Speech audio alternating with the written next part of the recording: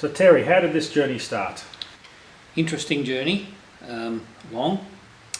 In 1998, I think this all started when V8 supercars went to Darwin's Hidden Valley racetrack for either the first or the second time. The conditions there were particularly hot, hotter than any of the teams had ever experienced before, and I saw a lot of the drivers suffering heat exhaustion. And at some point I noticed that one of the drivers collapsed totally and he was pulled unconscious from the car, and I thought, I can do something about that. I was already working for the teams. I was building alternators and starter motors for the cars, and it was sort of almost an extension of what I did. I thought long and hard about it, and I thought, yes, I can do something about that.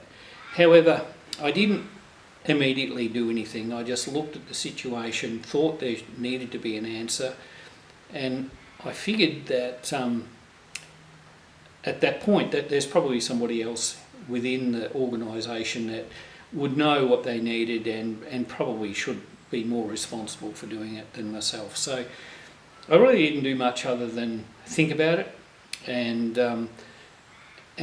sort of worked out a few things that I could do in my mind, but I really didn't know what was needed. I didn't have any access to the cars themselves, and so I didn't think any more about it, except I noticed again the following year that exactly the same problems occurred, and I thought, I reckon I'll have a little play with some things, and I made some mock-up models and did some drawings, but I still didn't proceed with it. I just sort of let it sit, and that's sort of where I let it all start from.